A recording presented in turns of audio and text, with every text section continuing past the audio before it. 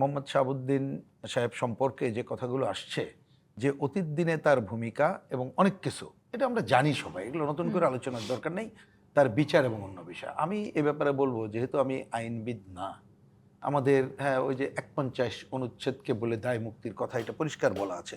এ ব্যাপারে আমার মনে হয় যে এইখানে আইনের উপরই এটা ছেড়ে দেওয়াই উচিত। তিনি রাষ্ট্রের প্রতিনিধিত্ব করেন, সাংবিধানিক পদ, সে ব্যাপারে সবই ঠিকই আছে। কিন্তু আমাদের দেশের বাস্তবতা, আপনি ওই যে ১৮ জন রাষ্ট্রপতির হিসাব তো দিলেন, অস্থায়ী সহ, আপনি অঙ্কগুলো মিলালে দেখবেন এই বাস্তবতা তৈরি হয় নাই।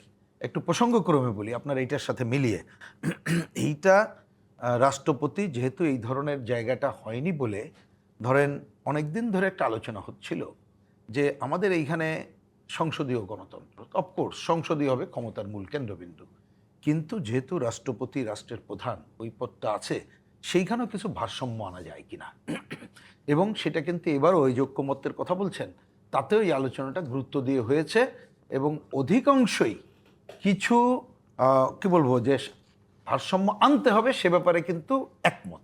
হয়তো কি কি সে ব্যাপারে দ্বিমত ছিল সে আলোচনা আমি করছি না, আমি কথাটা এই জন্য বললাম, তাহলে দেখা যাচ্ছে যে Spanish digital print tiles, ATI tiles, এক টাইলসে জীবন পার। রাষ্ট্রপতি এই যে বিগত দিনে বা নিকট অতীতে এগুলো হয়েছে আসলেই, যিনি যারা ক্ষমতায় থাকবে তাদের কথার বাইরে কিছু করবেন না, খালি ইয়েস নো ভেরি গুড টাইপের কাজটাই করবেন।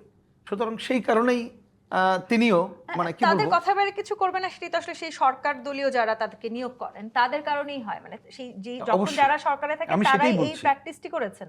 তাই না, আমি বলছি সেটাই, এবং এইটা আমাদের সংবিধানেও ওইভাবেই বর্ণনা করা আছে।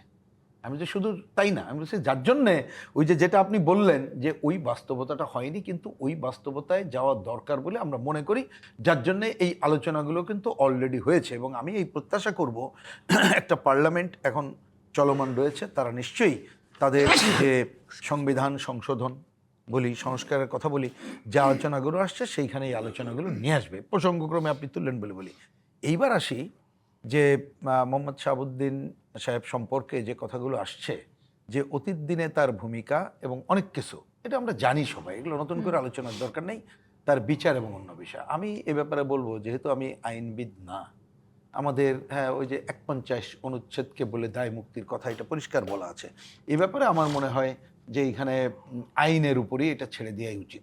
সেটাই হচ্ছে সবচেয়ে কি বলে, এর বাইরে কোনো উত্তম পন্থা আমি বলতে চাই না, আমি যে এর বাইরে অন্য কিছু